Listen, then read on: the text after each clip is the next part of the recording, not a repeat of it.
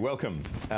In many ways, this is the book I wish I'd written. The only problem is, although it deals with the last 200 years of foreign intervention in Afghanistan, the crucial bit, at least in my mind, is the last 20 years. And that, of course, is a period that David himself has first-hand knowledge of.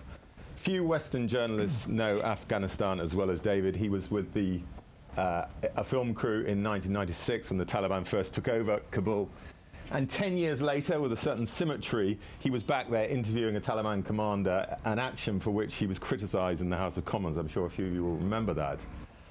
The synchronicity of this event is quite interesting. My review of David's book appeared in the Sunday Telegraph on the weekend, and that same day, of course, there was some very interesting information about Afghanistan in the rest of the press. We had the current British commander in Afghanistan saying it was a war we couldn't win and that probably the only long-term solution was to talk to the Taliban.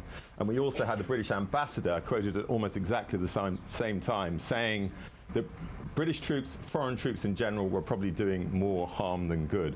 So it seems an obvious question to ask, David. First of all, is there anything in the history of Afghanistan, anything in the last 200 years that could have told us this without the last 7 years of foreign intervention? Well, Tony Blair famously was in an administration that didn't do history. But I wonder whether, given the fact that Britain has been there quite often before and not necessarily learnt from the mistakes, whether actually reading the history books would have made any difference to him. No, certainly, as you say, everyone now wants to talk to the Taliban. I mean, I was there 2 years before them, and as you also say, criticised for it. I mean, I'm not sure that what they're doing at the moment is actually talking to the Taliban. They seem to be saying if the Taliban lay down their weapons and want to stand for election, then they're welcome to do it, which is a slightly different thing from negotiating with an opposition force. But I think the key thing about the Taliban, when you look at them, is that the British Army, at least, should have recognised them, because in the 1830s, during the very first British War, the very first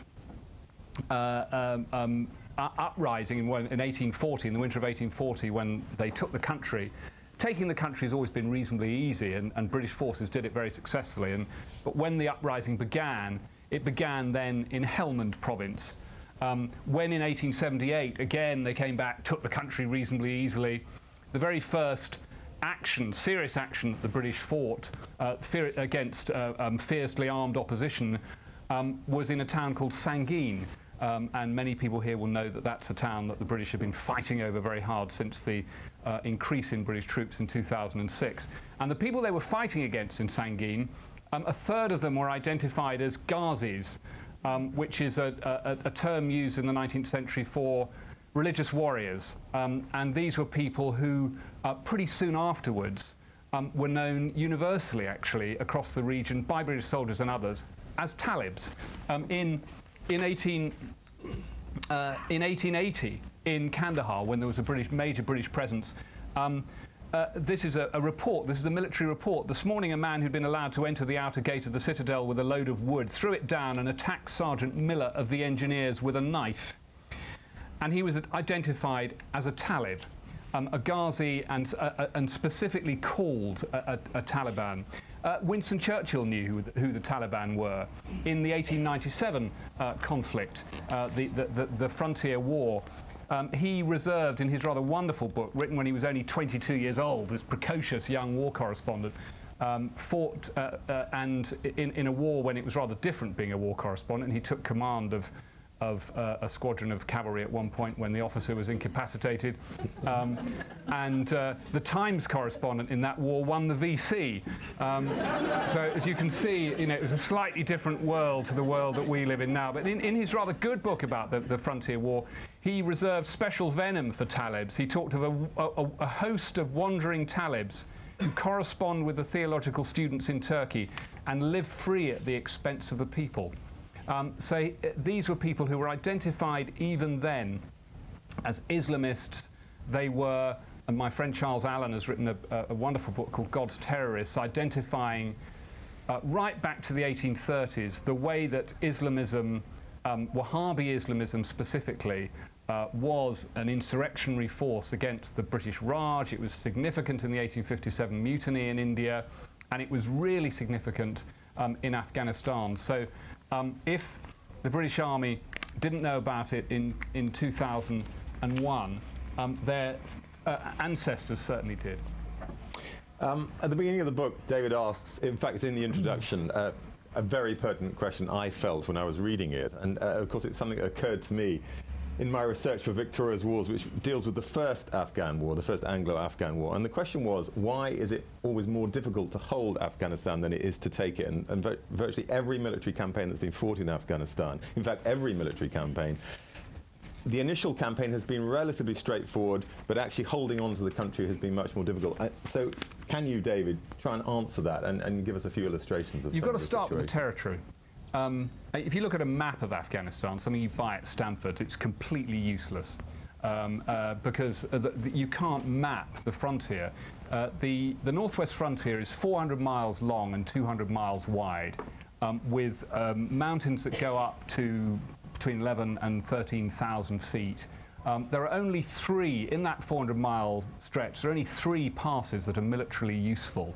About 108 identifiable passes that people can walk down, and several thousand other tracks that the Pashtuns have been able to walk across in the time that they've been there. Now that runs down the east of Afghanistan in a great north-south wall. Across the north of Afghanistan is, of course, the Hindu Kush, and if you look at the Hindu Kush on Google Earth, it looks like the North Pole. Again, a huge ledge of mountains that go up to 13,000, 14,000 feet, almost impenetrable. South of the Hindu Kush, you've got deserts in a country where only 3% of the land mass of Afghanistan is irrigable agricultural land. And the people who live in that territory understand how to live in that territory, and often, as I say, if you look at a map from Stanford, it doesn't give you any sort of view of it, particularly when the border, drawn, I'm sure we'll get onto this in detail in a minute, drawn by this British civil servant Durand, former Indian Foreign Secretary, in 1893, that border is pretty arbitrary, really. It's an attempt to try and take British influence, particularly along the Khyber Pass and into the key navigable passes. But it's drawn along the tops of the ranges. At one point, when they were trying to draw it north of the Khyber Pass, both the British and the Afghans at the time said, well, we don't really know where this it folds into these impossible mountains. Let's just leave it undemarcated. But all of the arguments in the 1890s between the British and the Afghans were over trying to demarcate this border between British India and Afghanistan. All of the 19th century, British Indian policy is dominated by the fear that the Russians might come through Afghanistan. Initially the French, Napoleon at the beginning of the century, and my story starts in 1808. Exactly 200 years ago this weekend, a young Scottish civil servant called Mount Stuart Elphinstone set out from Delhi to try and encounter what was on in Afghanistan. That was the first formal embassy to the Afghans since Alexander the Great. Europe had no take on what went on in this space until 1808, which is the reason why, you might ask why I've done 200 years. It sounds rather arbitrary, but the reason is because it is literally 200 years since that first attempt by the British to find out what went on. And Elphinstone was somebody who warned against trying to go into Afghanistan. From the very beginning, there were a number of British, including Wellington actually, who had taken India, really the general who was most significant in securing India itself at the end of the 18th century. By the time it came to war in Afghanistan in the 1830s, he was one of the armchair generals. He'd have been on Newsnight. So warning against the threat of going into this country, he said the reason why we shouldn't go into Afghanistan is because a small army will be annihilated and a large army starved. And sure enough, when it came to it, when the British began to go into the country, it was really the geography that most prevented them from succeeding in Afghanistan. And then it was the people. And the people, I would argue, are forged by that geography.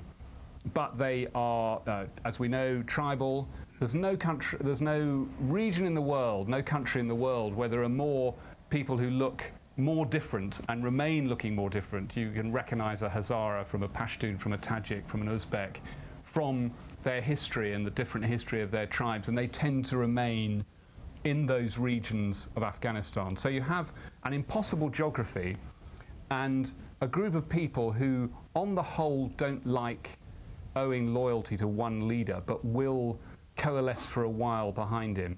I mean, Saul says this is the book that he wishes he'd written.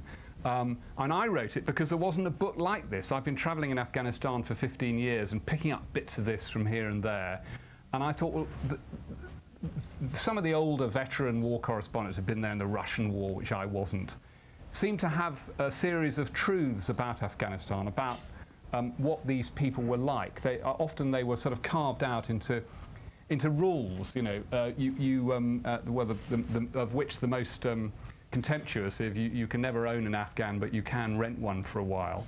I think foreign armies, you know, began to learn that over the centuries, that this was a country where you couldn't have a loyalty that was lasting, but people tended to coalesce against a foreign invader, particularly always against a foreign invader, and then disunite again. So if you put in, time and again in the 19th century, the British tried to put in an emir, well, rather like Karzai now. This is exactly Karzai's problem.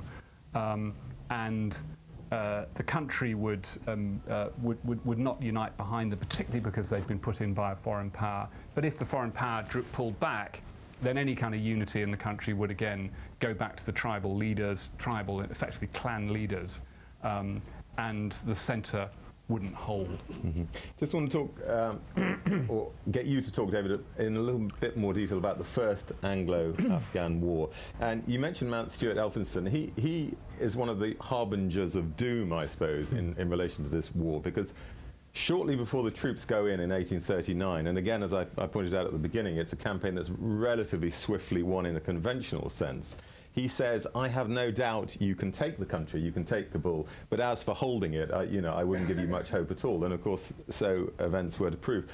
What are the similarities specific similarities, David, between that first campaign, we'll come on to the second one in a minute, but that first war and recent events in Afghanistan, would you say? I was guided by a rather extraordinary character called Moen Lal, whose father had been on the very first Elphinstone expedition, this rather late medieval, really, expedition to go and try and meet the emir in 1808.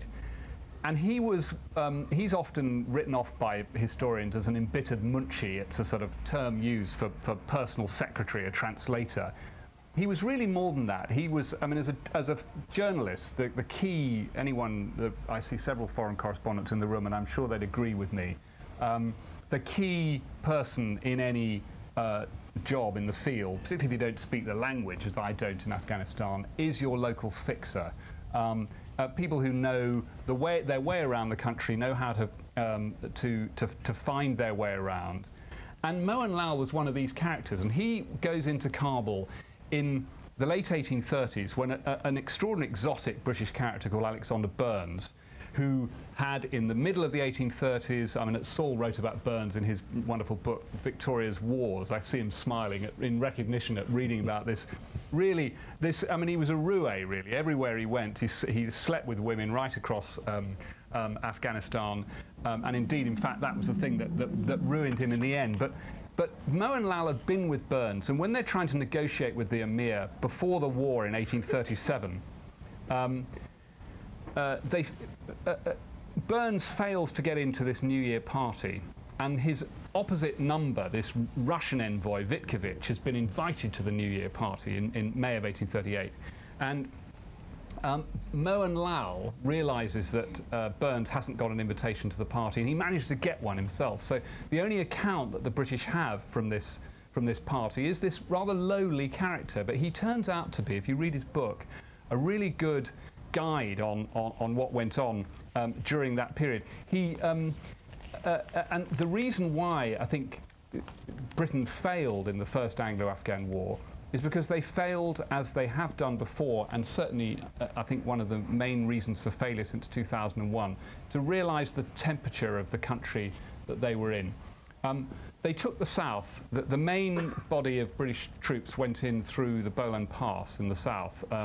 And it was an army with extraordinary imperial grandeur. One brigadier had 60 camels for his personal linen and crockery and cigars. A regiment had their foxhounds. You know, this was an army with literally tens of thousands of so-called camp followers, which is sort of grooms and servants and people who, to look after the horses and the cattle, but to look after the men as well. And they took Kandahar reasonably quickly. They're trying to impose a king called Shah Shuja, who was the very first emir that Elphinstone had met in 1808. And when Elphinstone met him right at the beginning of my book, he was wearing a suit of armour that looked as if it was made of green because it was covered with emeralds, and a 9-inch high crown with diamonds like rays shining out from it, and on his wrist the Koh-i-Noor diamond itself. So this was a country that had greatness, you know, right through the 17th and 18th century. They'd often invaded Delhi and they'd taken all these goods back because as the crown in Delhi in the 18th century was collapsing. And Shuja by 1830 is a rather decrepit old character, but the British believe that they can impose him back on the throne, having fallen out with Dost Muhammad, who was the emir that Burns had failed to negotiate with in the mid-30s. So Shuja is being ferried back with this giant army, with the sort of grandeur that the Americans have nowadays. Very similar sort of feeling that military power will prevail in any circumstances. And sure enough, it did. They took the town of Ghazni in an act of extraordinary daring do. The people of Ghazni woke up in the morning to find the Union flag flying from the fort. They raced on towards Delhi. The Afghan army retreated in disarray, leaving all their cannons behind them. I mean, it was a cakewalk from a military point of view. One of the local tribal elders came over to the British to give them some information that they wanted. It was information that the British had put out that they wanted.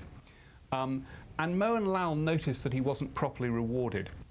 And he said the experience of that led to other tribal elders moving their families back to the interior and not coming forward with information that the British needed, rather than coming behind this new invader. The normal thing in Afghanistan is that power sucks in power and you take the capital and you then control the country. But patronage didn't work right from the beginning of that war because the British didn't properly regard and didn't properly reward the tribal elders that who were assisting them. Let's move on to the Second War now, because in some ways you feel that there are even stronger parallels between that rather drawn-out campaign, and it's quite complicated because it happens in various phases, and recent events in Afghanistan. I'll just read out one quote. You say that imposing power from the centre has always been temporary, like gathering together sand or water, since local loyalty outweighs any other. Can you expand a little bit about that in relation to the 1880 war? Yeah, I mean, the First War is the one that people always know about because of this awful slaughter that it ended with, 16,000 people, only one man surviving, Bill Bryden coming through the dawn to Jalalabad, and a bell tolling all night for 3 nights to see if there would be any other survivors from an entire army that retreated from Kabul. I mean, the stories were sort of inscribed on Victorian sensibility, and anyone who knows anything about Afghanistan will tell you about, the army that retreated and the one man surviving. I mean, of course, there were other survivors, including this extraordinary character, Lady Sale, who wrote a wonderful diary, even while people are dying around her, saying what an extraordinary place this is, how magnificent the Khyber Pass is. She's got a bullet in her arm. There were these extraordinary adventurers in those days. But no, you're right. I mean, the Second War, I think, has far more to teach British and other foreign forces in Afghanistan now. I mean, the story very quickly is awfully similar to the First War. I mean, not exactly the same. The garrison that was slaughtered in Kabul was much smaller than the garrison that was slaughtered in 1842, but slaughtered it was. I mean, the war began rather easily with the same sort of imperial hubris. They actually paid the tribes who managed the Khyber Pass exactly the same tolls that they paid in 1840 to go through the Khyber Pass. Sir Pierre Louis Cavagnari, not a very British sounding name, half Italian, half Irish, who was the man who then became the British representative in Kabul, looked out the accounts from the First War and paid 42,000 rupees as they'd paid before. It didn't work. They still had to fight their way through. But they fought their way through. took the country. Kavanyari and his garrison slaughtered a few months later. Army of Retribution come back in and fought very gallantly against a huge Afghan army, because the Afghans then thought they would win. They thought they could defeat the British. The army that came back in through difficult passes during the winter. They had enormous logistical problems. They had to move very quickly, so the Afghans knew that they didn't have all their baggage train with them. And when they got to the Charasiar Bridge south of Kabul, this rather small British force found uncountable numbers of Afghan tribesmen on the ridge ahead of them. And through an act of really extraordinary deception, Roberts pretends he's going up the main road to Kabul, and then, which is just a feint attack, and then launches the proper attack at the other end of the ridge. And actually the logistics on the ground in the field were the thing that won the war. They fired 40,000 rounds in just a few hours and cleared the ridge, pushed the Afghans out of Kabul. And you know, once again, as in the First War, the Army of Retribution coming back in, they imposed martial law. They hanged Afghans from gallows built in the burnt out remains of where the British mission had been. And then they settled down and thought, well, what can we do about this country? Because the war, of all the wars that foreigners have been involved in, the Second Anglo-Afghan War was the one where the mission changed most from before the war to when they actually went in. Before the war, the mission had been to dismember Afghanistan. A memo from the Secretary of State to the Viceroy in India says, our aim is that Afghanistan as a whole should no longer exist. There were learned articles written before the Second Anglo-Afghan War by people saying Afghanistan wasn't really a country at all. The Hindu Kush was the natural border. The whole British strategy had changed from this north-south wall, the Khyber Pass, you know, the frontier itself, which since that very first expedition. And there's a rather extraordinary map in the, if you have a look at my book, in the front end papers of my book, drawn by a surveyor who was with Elphinstone in the 1808 expedition. And that has this right angles of walls on it. You can see really 3 lines down what he thought was the rather simple geography of the northwest frontier. Of course, we now know it to be far more complex, but it was a pretty extraordinary map, considering he never even went into Afghanistan. He drew it from accounts of travellers. And then you can see in the north the Hindu Kush. And that map was sort of an Afghanistan of the mind that defined the British military imagination for much of the 19th century. After the failure in the First War, they pull back to east of the Indus, really. They say, we can't get into this country, let's leave it. We want to try and keep the Russians out and try and govern its foreign policy, but we will pull back to the Indus. By the 1870s and the late 1870s, the Disraeli government comes in. They've forgotten the lessons of the past, and actually you read what people were saying, the military men were saying in the late 1870s, and they were saying, no, this is far more complex than you think. And actually, I think as military memoirs come out from 2001, I mean, 2001 was a very different kind of war because it was a swift and understandable act of revenge with policy tacked on the back. But I think we'll find that there will be more caution will have emerged, you know, from military men, and certainly in the salons of India and the older generals in London. There's quite a lot of papers of people saying, no, this is much more complicated than it looked. And sure enough, that's how it turned out. After this, you know, initial taking the country, slaughter of the garrison, Army of Retribution going back in, you've got General Roberts, who is one of the most talented generals who Britain ever sent to, really one of the most talented generals the British Army's ever been lucky enough to have. And his book is called 41 Years in India, which is how long he was there for. And he was a sensitive man, lucky, in the sense that he saw an awful lot of this right from the beginning. He was on the Delhi Ridge. He won a VC on the Delhi Ridge as a young officer. In 1863, when there was an attempt to clear out these so-called Hindustani fanatics, the Islamists who had set up in camps quite close to where Al-Qaeda and the Kashmiri Mujahideen Islamist guerrillas are settling now. I mean, the Al-Qaeda bases are in exactly the same mountains as Islamists were in the middle of the 19th century. So Roberts has seen all this, comes into Kabul, leading this army of retribution in 1880. And then what does he do? He immediately, in a rather similar way to the late 1830s, misreads the situation around him. The coalition that ultimately rose up against the British in the winter of 1880 was led by a mullah called Abdullah Jan, who the British wrote off in an intelligence report as just a hemp smoker and a joke. There was another mullah called Mushki Alam, which the name means scent of all the world. And they thought this was rather funny, that there's a sort of fragrance of all the world, and then this hemp smoker. The hemp smoker turned out to be a really rather impressive artillery officer who destroyed a large chunk of British cavalry in the worst engagement they had, when in December 1880, so all of a sudden, as if out of nowhere, and this is this thing of these coalitions that emerge as if out of nowhere, tens of thousands of Afghans came into Kabul.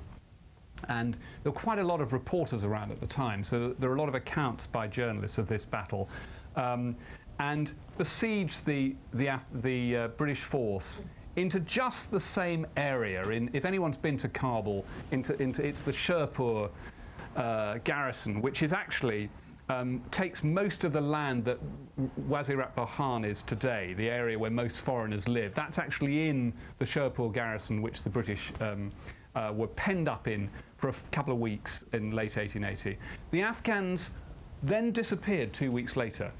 The British woke up literally on Boxing Day, and there was nobody outside. They'd gone. They'd besieged the fort. They'd really extracted a very significant number of military casualties. Although they didn't kill a British general who was wearing medieval chainmail that he'd thought, I'll take that from the castle at home. You never know when it might be useful. And it stopped around from a Jazal, so which must be the last use of medieval armour on a British battlefield. But then the British said, what do we do now? And the whole policy changed, and far from dismembering Afghanistan and trying to take the border up to the Hindu Kush and pointing at the Russians across the Oxus in the north, rather than the Indus, they said, who can we hand this over to? And they found this, the Emir Abdurrahman, who then ruled for the next 20 years. Both of the British wars of the 19th century ended up with the Emir, who the British had most tried to keep out of power, strengthened and ruling for at least 2 decades. And the lessons, sorry, just to say, the lessons for us today, very simply, because that was your question a minute or so ago, the lessons for us today are, don't misunderstand the mushki alarms of this world, and don't misunderstand what's going on outside the garrison doors, and talk to Afghans and sit down on the ground. It's beginning to get through. There are now many more British officials speaking Pashto, speaking Dari, growing beards, eating unspeakable goat soup in huts in the south. But I mean, it's very late, but it's happening. You mentioned a little bit earlier on, David, about the so-called Durand Line, which was drawn out by this character Durand in 1893.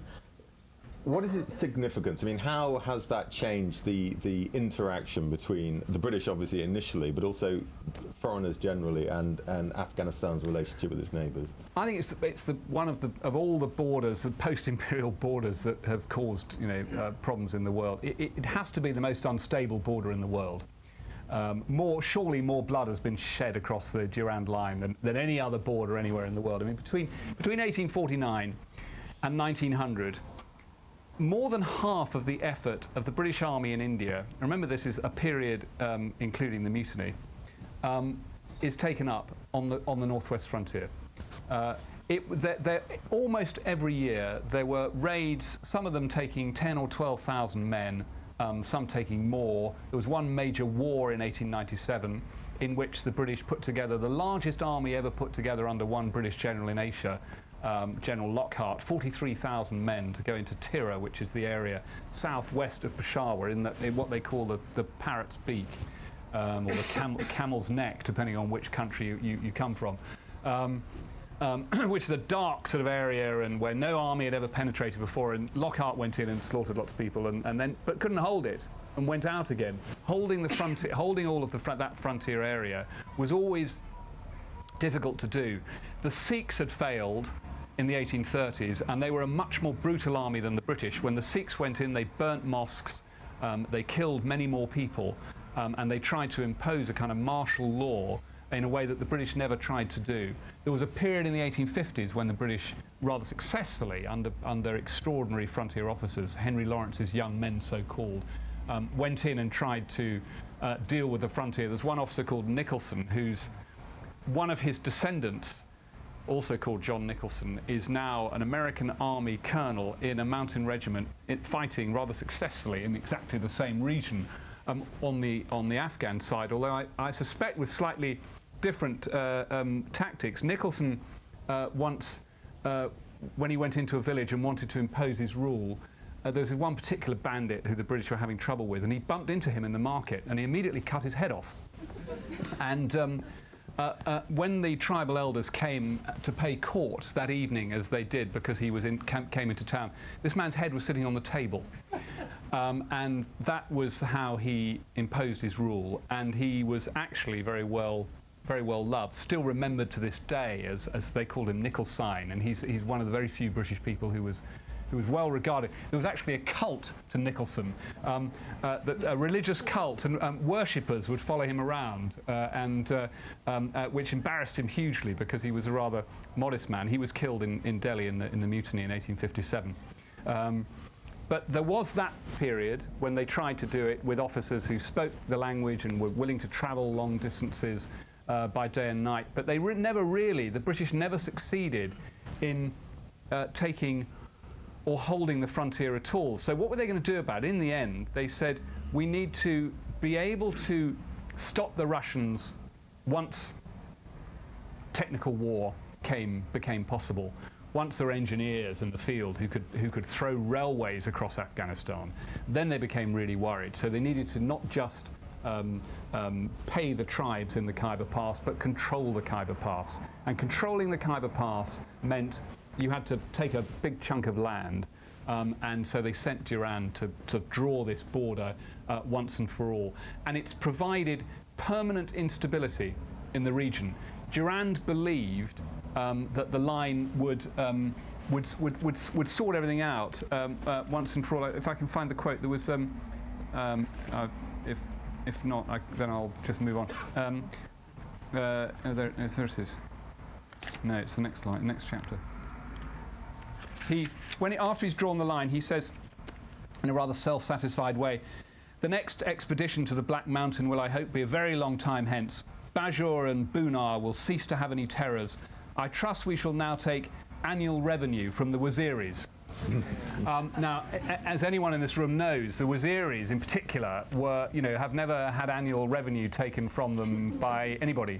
And it was only 2 years after Durand wrote those words that this huge border conflagration rose up in 1897, led by a variety led absolutely by Islamist mullahs. But there was one the British called the Mad Mullah, who would throw teenagers into the field, firing into the air, because they would guarantee martyrdom. There's an extraordinary photograph in my book of these people marching with guns, firing into the air towards British positions, and there were just fields of these people shot down. One of them may have been the grandson of the last Mughal emperor. Certainly the Mad Mullah said he was, and there was this one young man in the field who the British thought was being treated slightly differently to the others. But that frontier that Durand drew didn't do what the British thought it would, and it now provides permanent instability in the region, because on the eastern side you have tribes who provided support right through the 1980s with a huge amount of US largesse to fight against the Russians, as General Zia said, to keep the pot boiling but not let it boil over. That was the stated Pakistani aim during the 1980s. And now in this ongoing war in the 21st century, this long war that we're involved in, British and Americans are involved in, it provides permanent instability. And all of the peaks that Durand drew so cleverly with the strategic advantage of the people in the East are now providing the strategic advantage to the Islamist opponents of the Americans who are fighting in the West, because we're now, of course, on the same border, but from the other side. So you have this mirror image of a border drawn by the British to our own disadvantage 100 years later. We don't have time to go through the history exhaustively, but one very interesting theme that David brought up, or at least one interesting recurring theme, is this so-called prophet's cloak. And the reason it's particularly interesting to me is because I'm in the process of writing up a plot for a character set in the Second Afghan War, the 1878 to 1880 war. And this seems to me a perfect plot device. So the question is, David, what was the prophet's cloak and what is its relevance today? You see, there's more than one book plug tonight. Saul has a novel, an Afghan novel coming out shortly. It is believed to be a cloak belonging to the Prophet Muhammad himself. And it's kept in a box in Kandahar, in a mosque, obviously built around it. And I mean, the interesting thing about it is that it has only twice been taken out by a leader who then declared himself to be fighting a jihad against a foreign invader. Once by Mullah Omar in 1995, the year before he took Kabul. Although he wasn't then in the sense of going against a foreign invader, but he was declaring a jihad for the country. And the earlier time was by Dost Muhammad in the late 1830s against the British. He went to Kandahar, donned the cloak, and declared jihad against the British. And so, you know, you see why history matters in a country like Afghanistan. And if you think that's just a sort of abstract point, the Taliban today recruit young warriors in the northwest frontier and in villages in southern Afghanistan by asking them, do you want to be remembered as a son of Dost Muhammad or a son of Shah Shuja? Shah Shuja, the decrepit old king the British tried to put back on the throne in 1838, of course, compared with Karzai, and the Dost Muhammad figure in the image being Mullah Omar. So history matters to the people who British troops are fighting against, and they remember it. When I was with the Taliban in 1996, when they were moving towards Kabul, and I interviewed their rather outstanding military commander, Mullah Borjan, actually the night before he was killed, the only television interview he did. And in the room, in the governor's house in Khost, where we did this interview that they'd taken over, this huge Afghan with gold, full of gold teeth, this mouthful of gold teeth and a long white beard, and he was wearing these white robes, sort of brocaded robes, and he had a British Royal Navy sword from I mean, I'm not a weapons expert, but from sort of late 19th century, let's say. And he said, my grandfather used this to cut off the head of an Englishman, a great smile.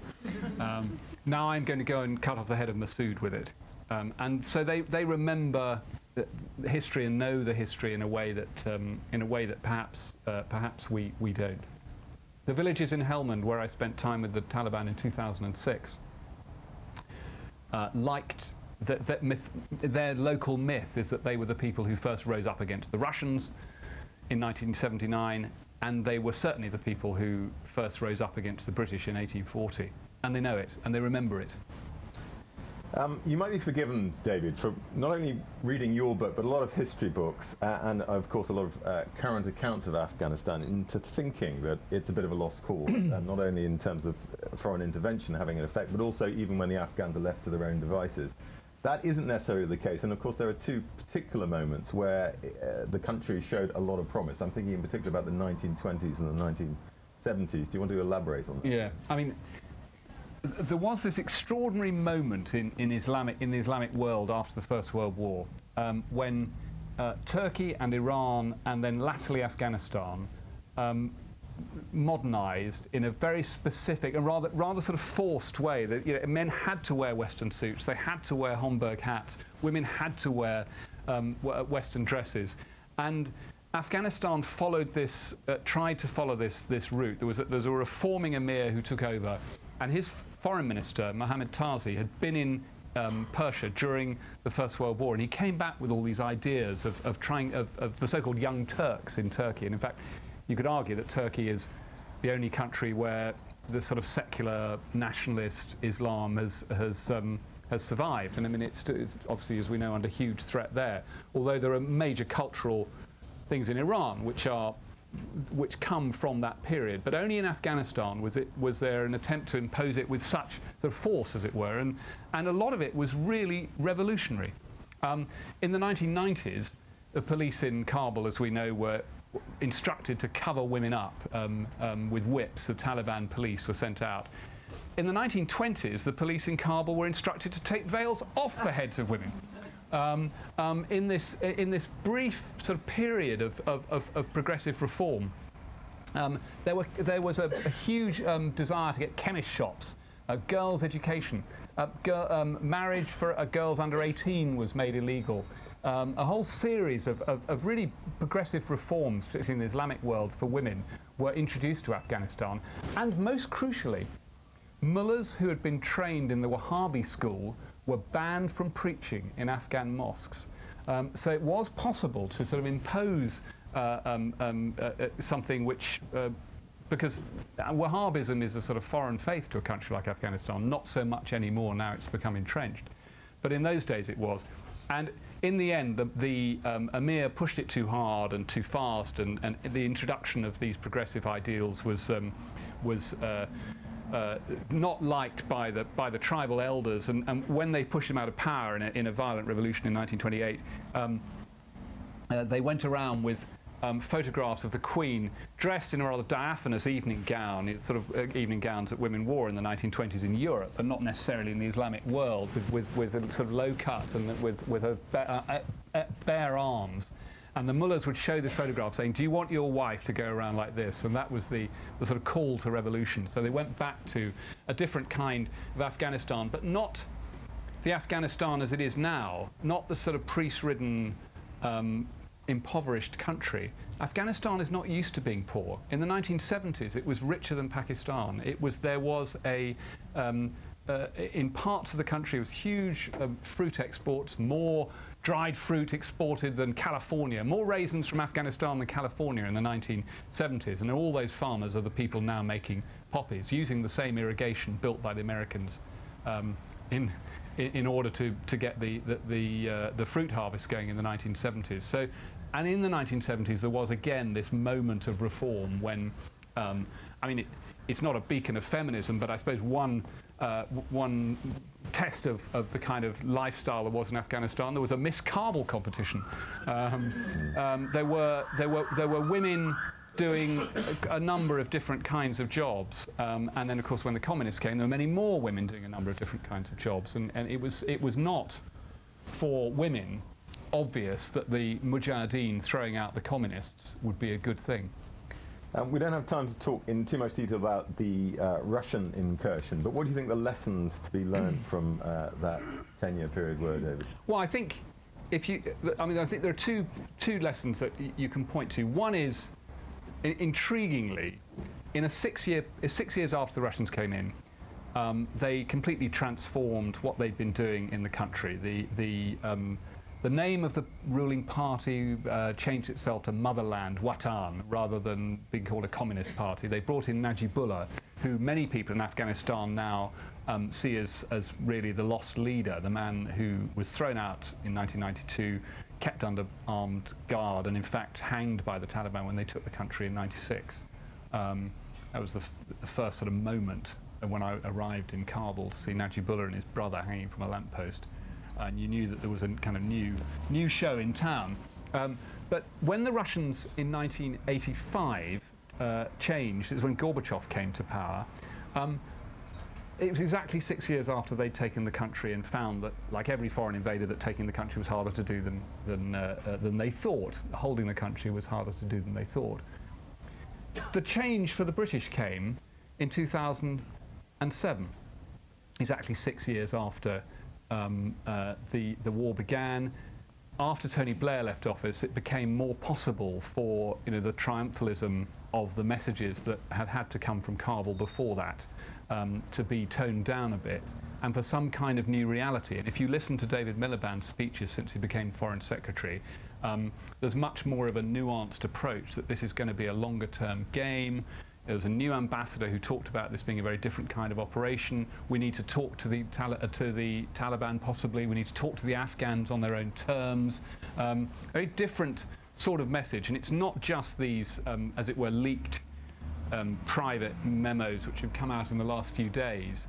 But actually, if you read the on-the-record material from the Foreign Secretary in his UN speech in New York recently, talks about a very different kind of political settlement to the imposition of democracy and the aim of a McDonald's on every corner, which was rather the thought in 2001 and 2002. So the one thing is that sort of change in reality in the same time zone.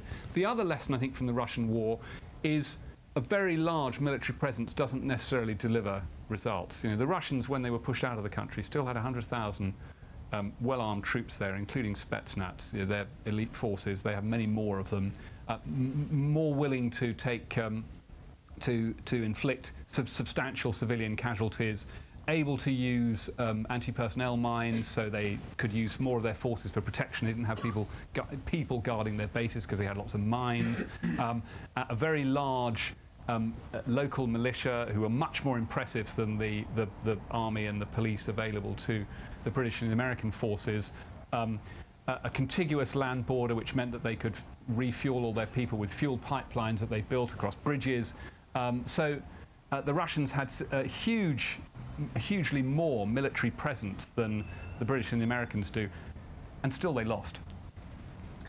So the Russians have gone in 1989, yeah. and we then enter this absolutely crucial period. We've got a 12-year window of opportunity, as I think you might describe it. What were the opportunities, and how were they wasted, David? Well, I mean, the first mistake that was made was to continue to pump money into the Mujahideen.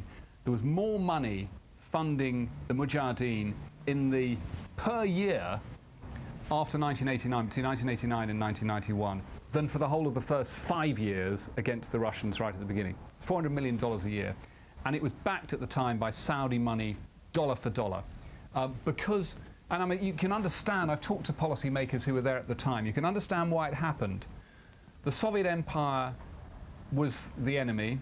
It wasn't obvious that it was over. The Berlin Wall had come down, but it wasn't obvious that Soviet communism was actually over. And the Americans continued on really an ideological crusade. The Russians were still backing Najibullah. They were giving him newer and more terrible weapons. I mean, the battle for Jalalabad in 1989, the one big set-piece battle of the whole of the Mujahideen wars, 79 to 89. In fact, and the only tank battle, the only time when both sides had tanks, the Russians brought in Scud missiles, organ rockets, a whole variety of things which they hadn't had before in order to try and defeat the Mujahideen, levelling Jalalabad.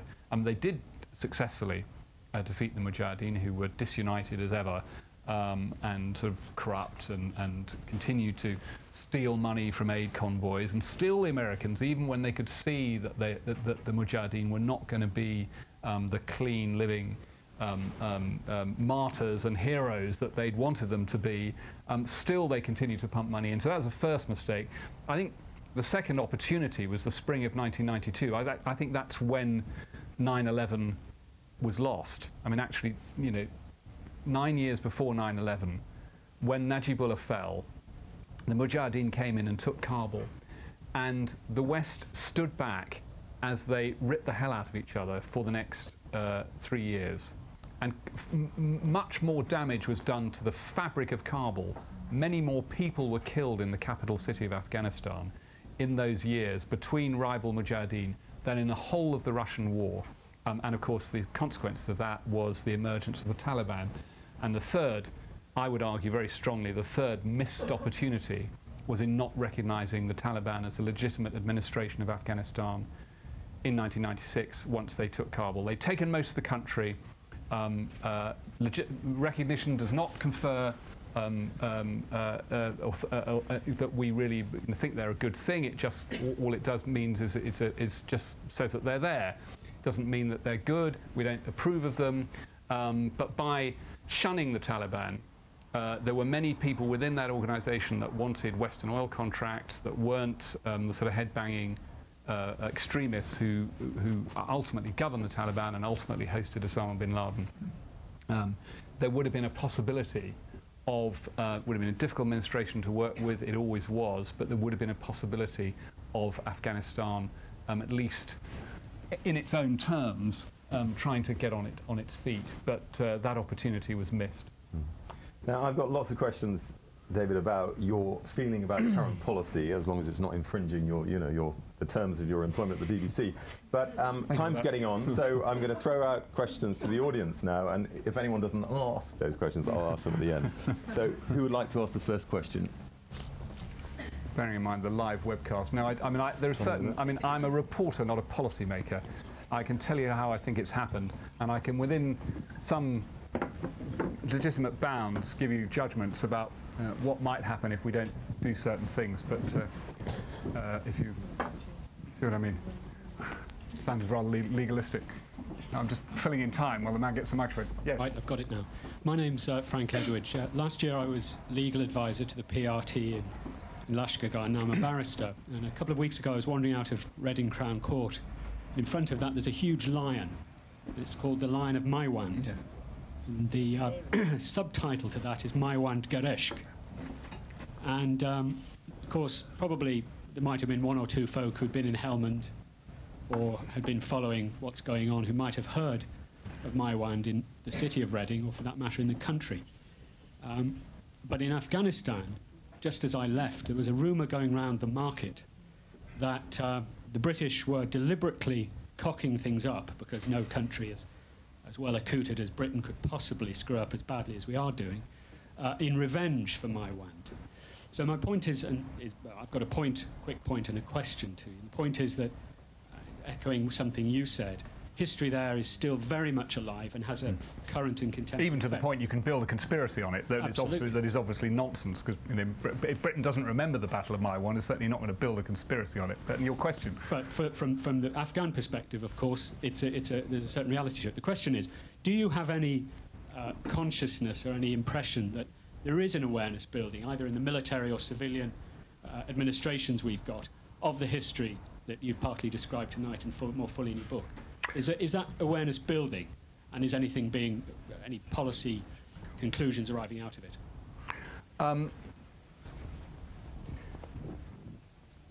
I think some of the lessons, but I mean they're kind of, which are fairly obvious, which is anthropological lessons that you need to work with the human terrain. You now hear many more American soldiers talking about human terrain than you did before, which is sort of obvious. You need to get down and find out what's going on in this country. Are very different to. I mean, I quote an interview that my BBC colleague Alistair Leithhead did with Francesc Vendrell, who's one of the senior EU representatives in Kabul, who says at the beginning we didn't need to. I'm not sure I can find it. I'll find it in a minute.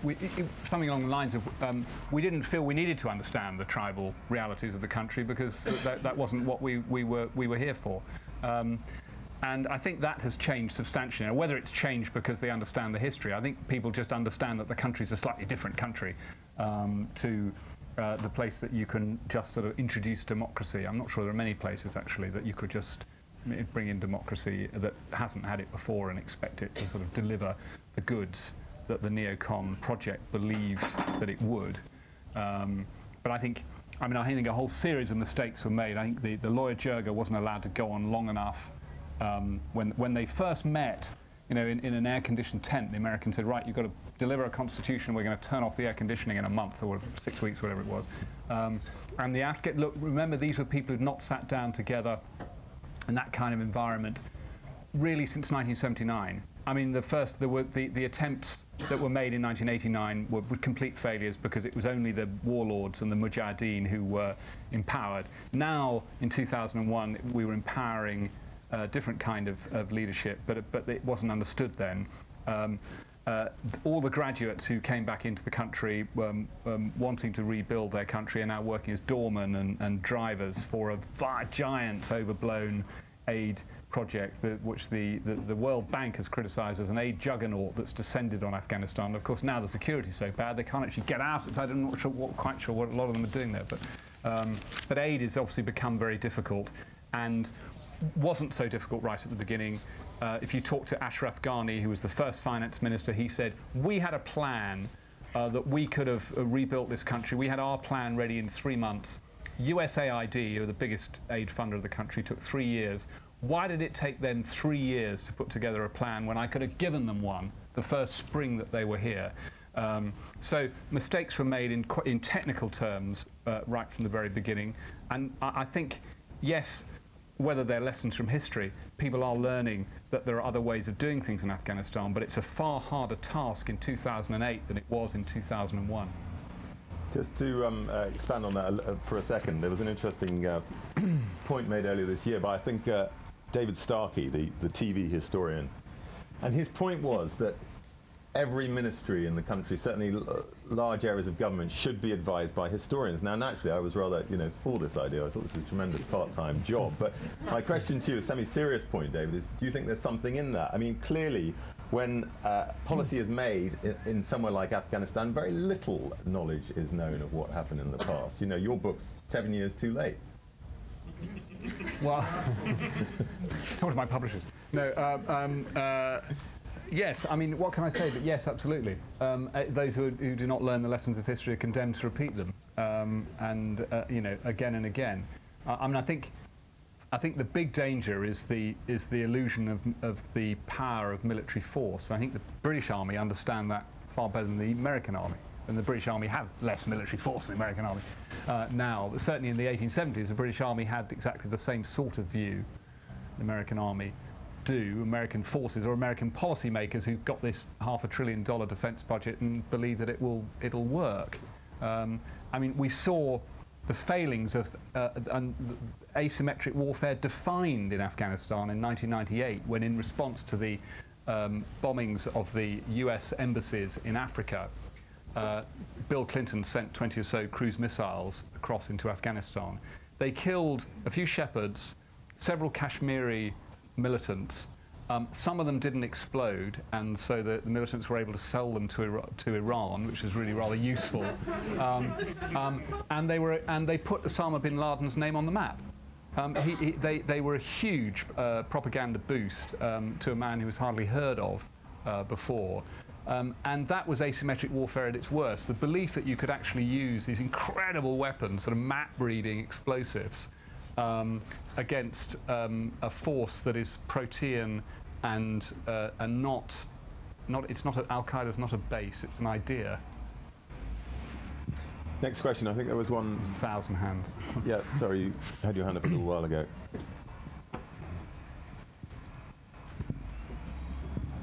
Owen Humphreys, grandson of our ambassador to Kabul in the 1920s, in the time of Emir Amanullah. So what's your grandfather's name? Sorry. Humphreys. Yes. No.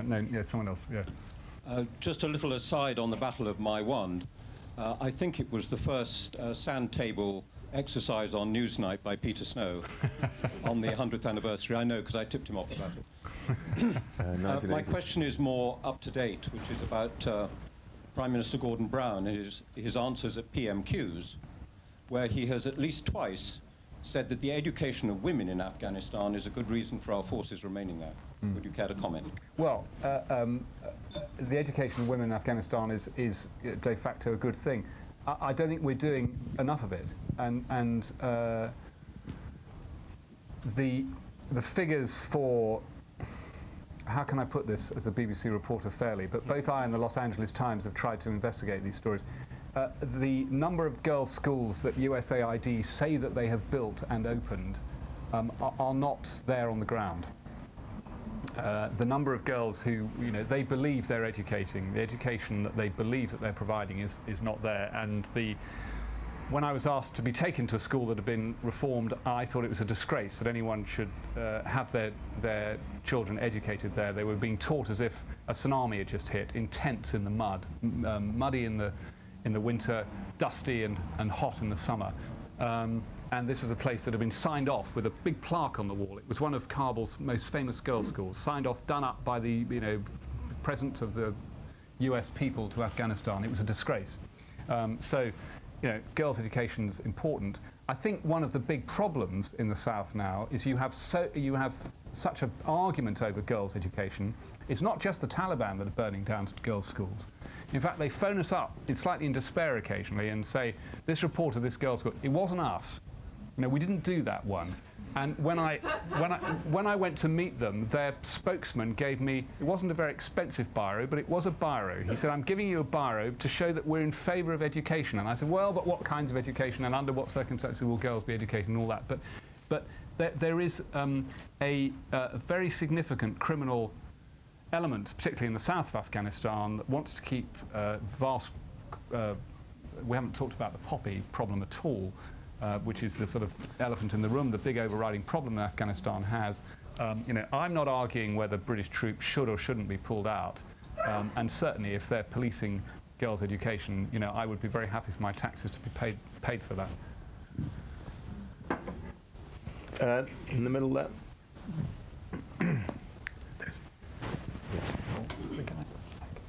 Hi, my name's Christine Riding. I'm a curator at the Tate Gallery in London, and we very recently had an exhibition called The Lure of the East, which is about British Orientalist painters. Sorry, it's great. Did you curate it? It was a wonderful exhibition. Thank you very much. And it was primarily about the Ottoman Empire, of course, but we did include a portrait of Captain Colin Mackenzie, a magnificent full-length portrait. And he was a survivor of the first Afghan war. He was held hostage in Kabul, not part of the retreat. But he was actually given that costume by Akbar Khan, who's the son of Dost Mohammed, who you mentioned before, and came back to London and then had himself painted in this full Afghan costume, which was then exhibited at the Royal Academy in 1844.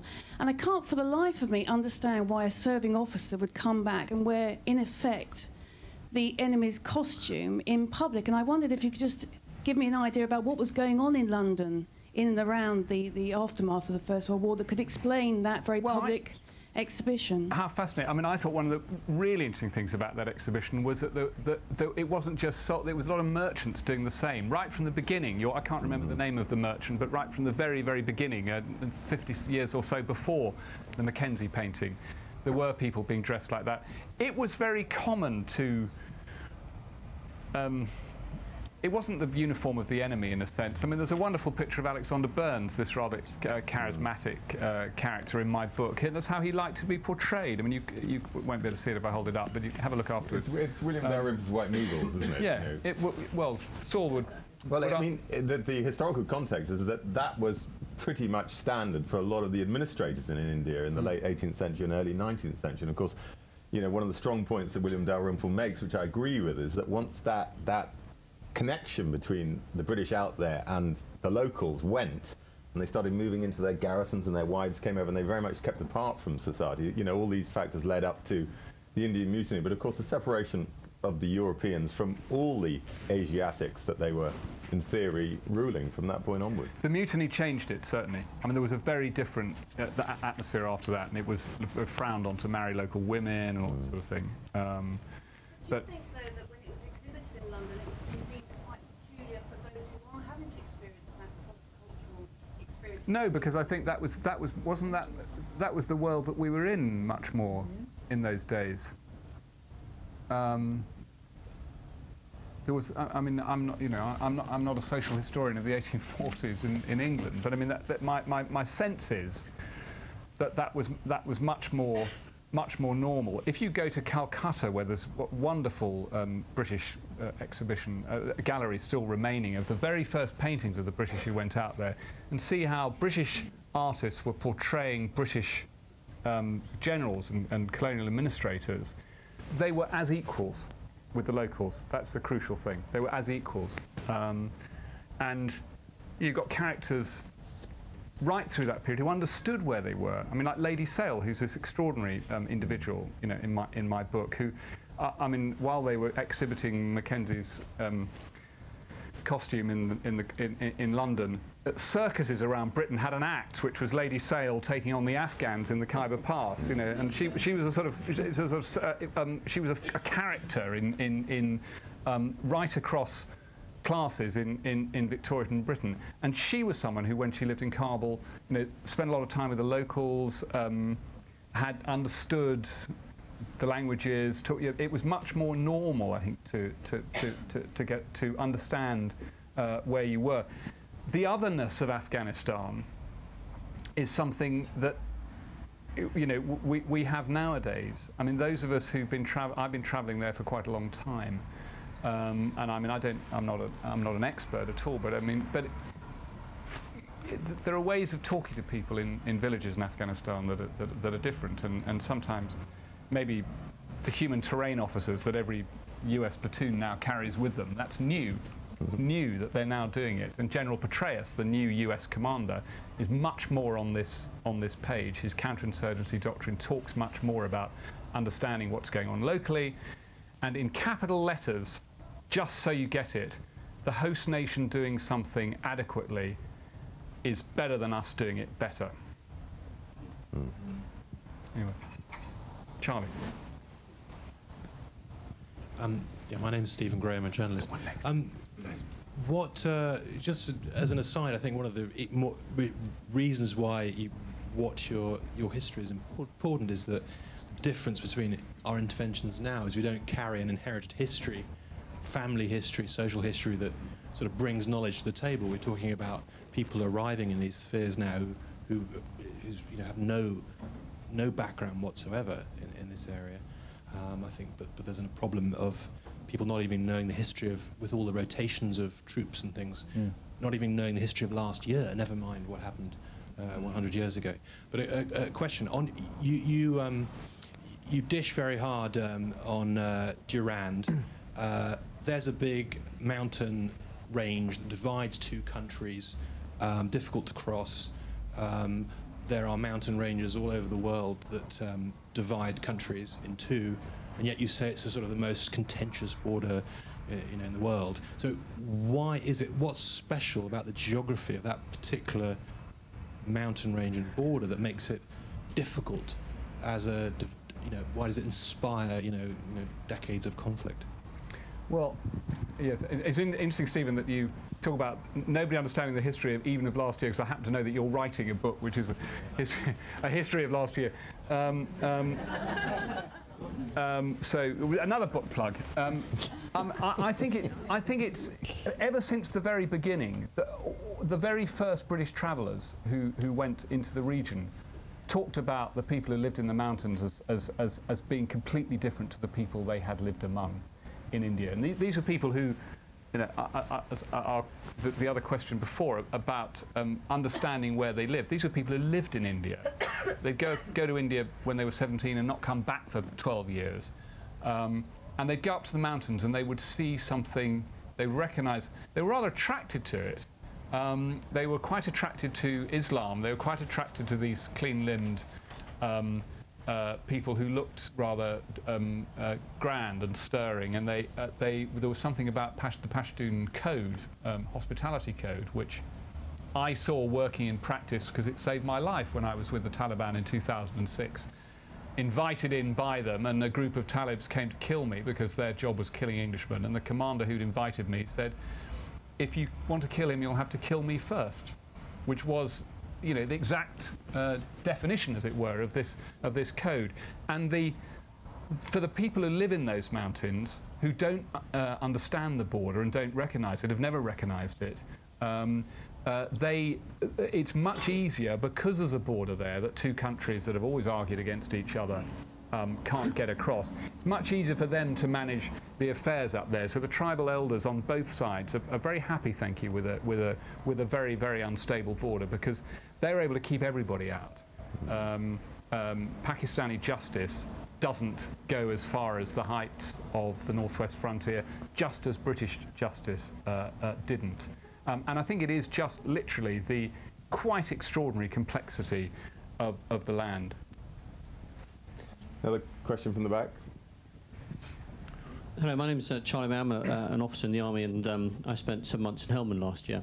So, David, my question to you is this. If you were invited to, I'm not suggesting you will be, but if you were invited to speak to some Army officers who are going out to Helmand next year, bearing in mind the culture and everything else that you've talked about today, and the poppy, which we haven't talked about, what would you say to them as your one piece of advice, your guidance to them to think about next year? What would it be? I have talked to some Army officers who are going out there next year, and I was asked that question. And I think I'd frame it by saying that the military operation is fine for itself, but without a very significant change in aid and political policy, but far tougher policy towards corruption in particular, and a far more ability to employ Afghans to do Afghan jobs rather than employing them as drivers for the UN, then I think the military task is made much more difficult, particularly because of the porous border and an unstable Pakistan. So I mean, I don't envy any young British officer who goes out to Helmand province, but I mean, I'd say that just don't shoot too many people. I mean, it's the Northern Ireland stuff, actually. The British Army's good at this if you can get out on the ground. It's tactically, I think there have been situations in which, if you read Leo Doherty's book in particular, and a number of other concerns have been expressed by officers, that every British commander who wants to go into Afghanistan says the next 6 months are crucial, and lo and behold, he's only there for 6 months. And the next 6 months are crucial for these reasons, and we'll resolve this in this way. And actually, I think there is a slight short-termism about this, brigade by brigade, going in one after another. And I think longer tours, more consistency, I mean, it's huge pressure on the guys, and really, really difficult to do. Going back to the same village, it's extending the same platoons back to the same villages the second time, this kind of thing, would be one way of making it more easy for the army to cope. But otherwise, it's you're operating a war effectively in isolation, in a situation of huge corruption. 60% of the police of Helmand province are heroin addicts. A fact that the British ambassador shared with me. This is the situation in which the British Army finds itself. These are people who've been trained by our taxes in order to go and police the streets.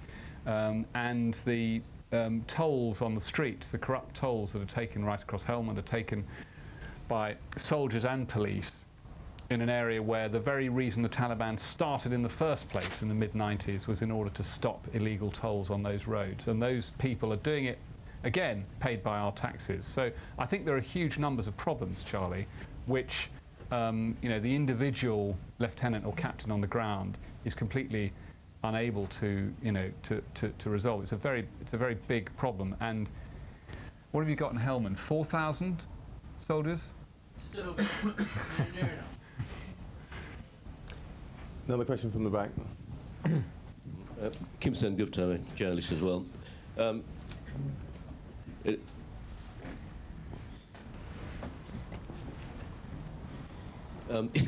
You draw parallels, David, in your book very eloquently between the various Afghan wars in the past and the current conflict. But surely there are some very intrinsic differences as well. I mean, the current conflict, part of it is reason why so many people like Mark Carlton Smith says unwinnable is because you have got a guerrilla force which can replenish itself across the border in Pakistan. And that in itself makes it almost impossible to defeat it.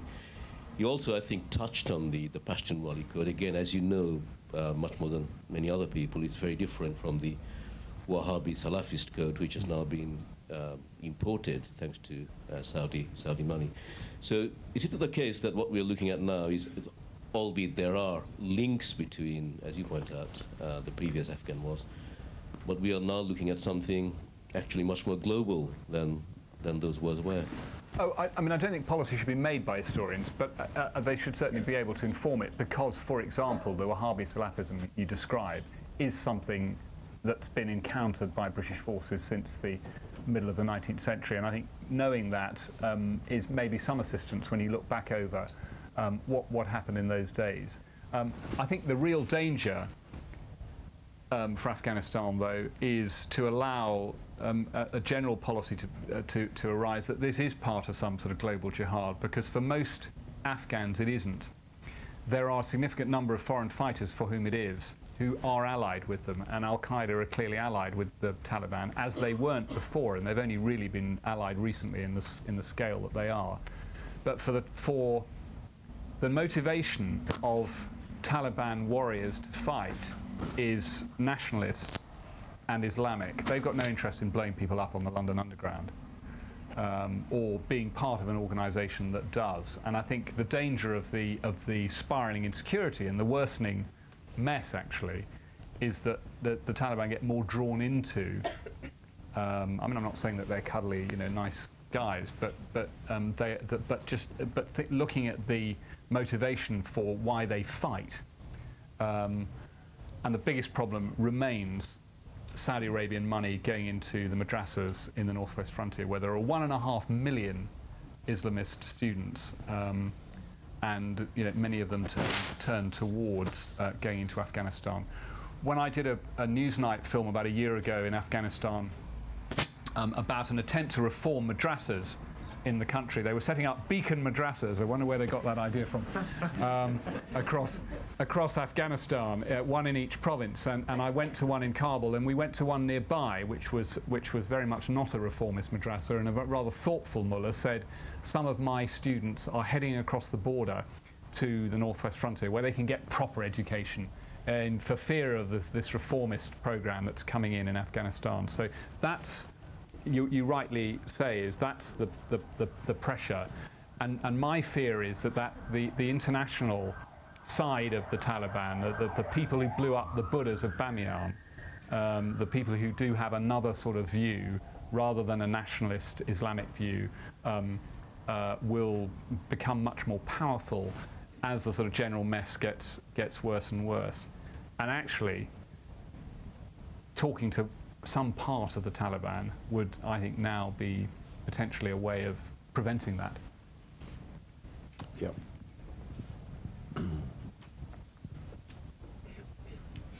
Rosalind Bain, filmmaker. I think you know what's coming. To what extent is Afghanistan now a narco state? How corrupted is it now by drug money? And is it now an accessible source of ready cash, which will massively increase as the West finds itself in rather restrained financial circumstances? I mean, yes, Rosalind, yes. Huge problem. And Charlie asked, what role do the British Army have in the poppy crop? And they are not eradicating it, although they are now, in policy terms, much more linking it with the insurgency than they were before, which is a change, which means that they're targeting the big poppy barons in a way that they weren't before, although they're not eradicating the crop, because that, frankly, upsets local farmers who are not the problem. In a way, on the whole, it's been proved in areas which are under more security that even for less income, farmers are willing to plant other crops, providing they've got a market for it. So there are parts of Afghanistan where that's working. They're growing much more marijuana in those areas now than they were before, but there are now many more poppy-free provinces than there were 2 or 3 years ago. So there are some elements in this that are working, but certainly the corruption at the centre, because of the poppy crop, is Afghanistan's biggest problem. Okay, last couple of questions. Yeah, this one here.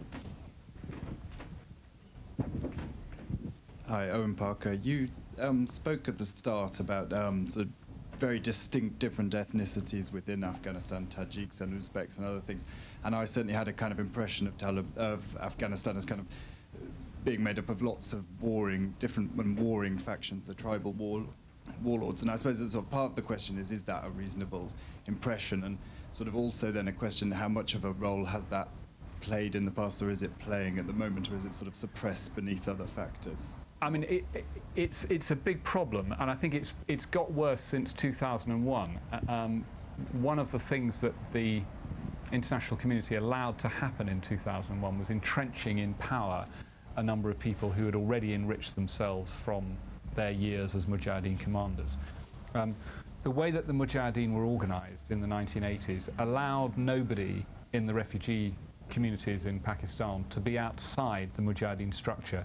If you wanted to get rations, you had to be aligned with one of these 7 parties that were more or less, I mean 2 or 3 of them were more Islamist than others, but were Islamic insurgency parties fighting the war in Afghanistan. So there was a, right from the time of the 1980s, there was a significant radicalization, militarization, if you like, of Afghan society. So when all those people came back in, because the influence of the returning diaspora of graduates was not as significant and as useful as it might have been to Afghanistan for a variety of reasons, principally concerned with the failure of the international community to engage them properly right at the beginning. The warlords were entrenched in power and stole vast amounts of property. I mean, the narco economy has taken a huge amount of land rights, and justice over land is the one big thing that people argue about in villages in Afghanistan. And if you talk to Afghan refugees here, they still say, well, I can't go back to my farm because of bloody warlords living on it. And when you go to villages where they're now supporting the Taliban, villages quite near Kabul, as I have done within the last year, and you talk to them about why they're supporting the Taliban, they say it's because of justice, because we can't get our land back from these warlords. When the Karzai government was here, they say, as if the Karzai government is already over, when the Karzai government was here, we had to pay the police, we had to pay the judges, there was corruption right across the board. Now the Taliban are back, we can get proper justice. And that's, you know, it doesn't mean that their land rights are sorted out, because that's a national issue. And it doesn't mean that the revenues to the centre in the first year after the Taliban fell were lower than the last year of the Taliban government. That's how corrupt Afghanistan became. Okay, question over here. My name's Alex Donnelly. You've mentioned a few times that you think it'd be advisable to start negotiating with the Taliban.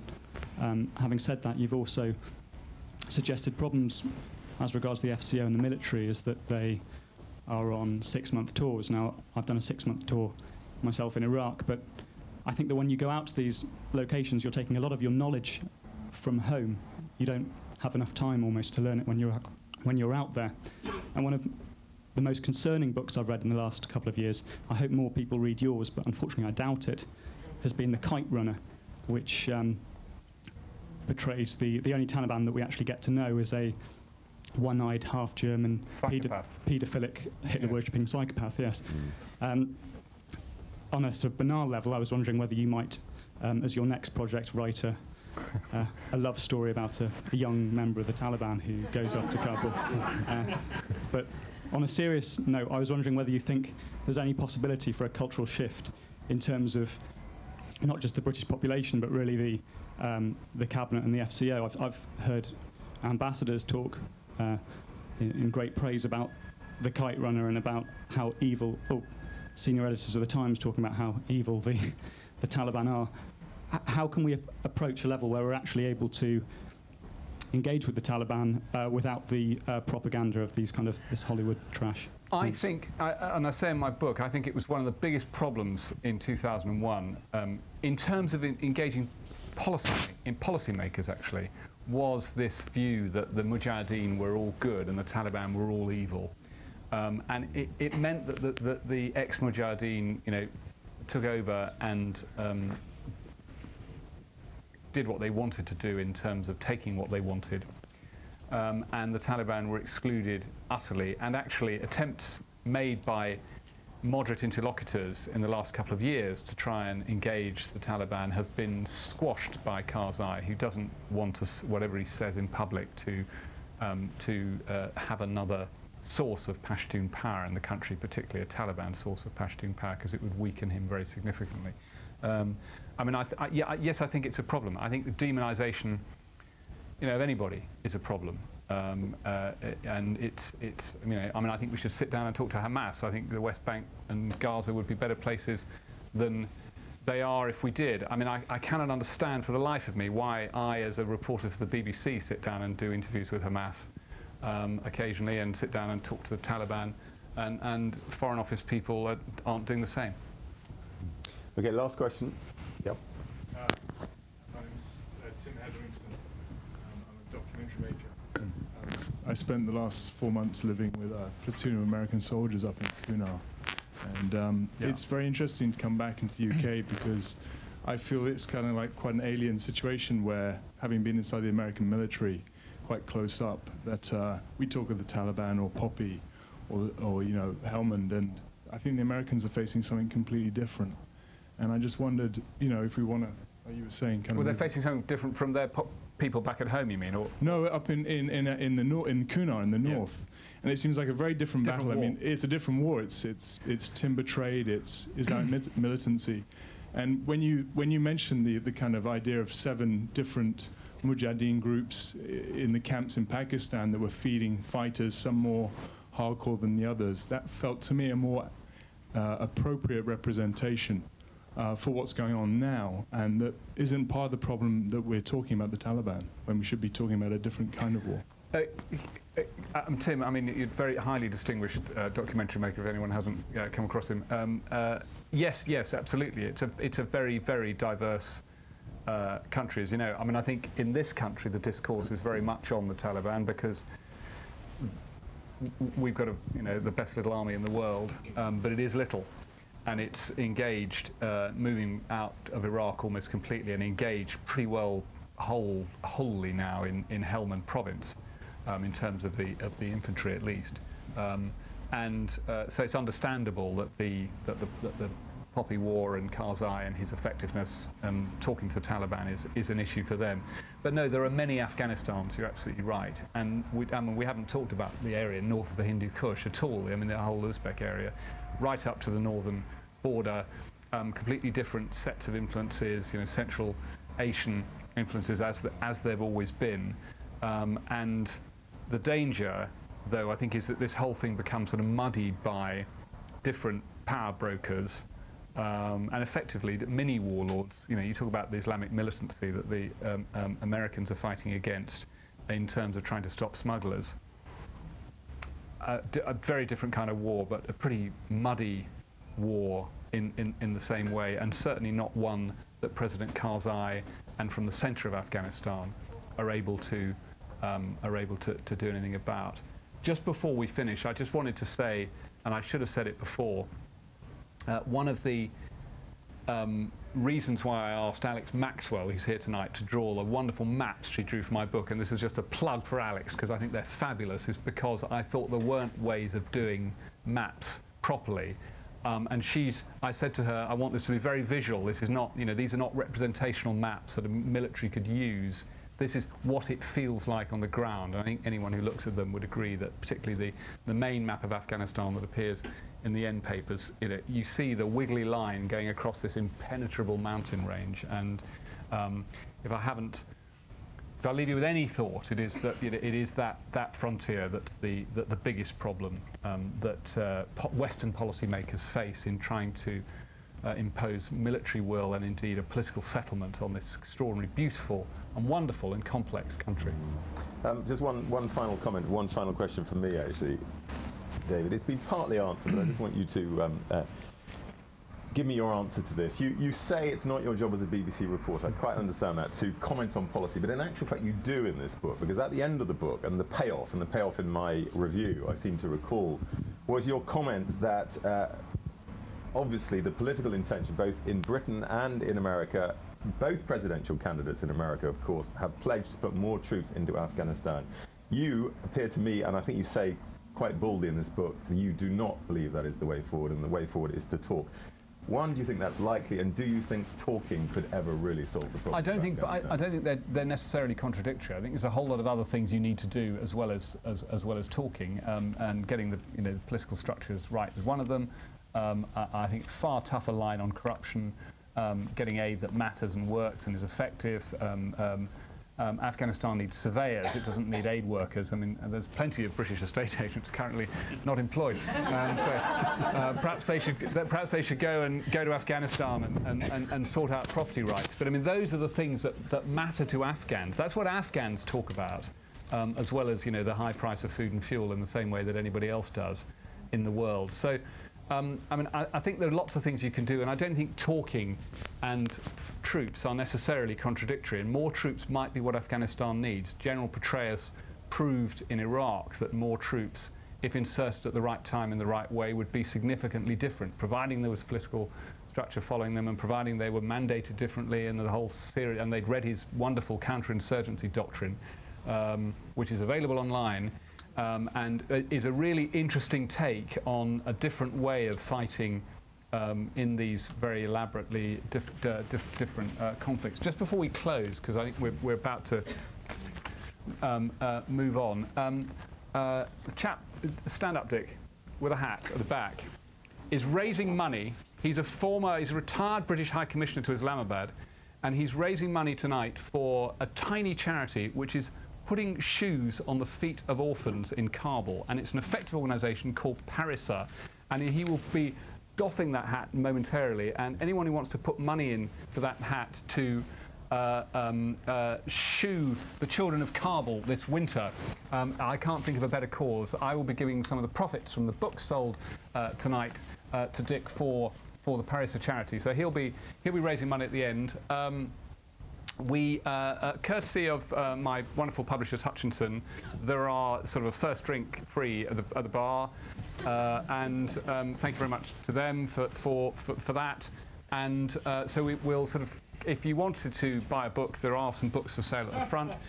I will be available to chat, Saul will be available to chat, and I've suddenly taken over, sorry. Yeah, that's fine. So just to wrap up, there is no option. The books are here. Come and buy it. It's a fabulous read. I reviewed it. Kim's just reviewed it. I don't think I've seen your review yet, Kim. Is it favourable?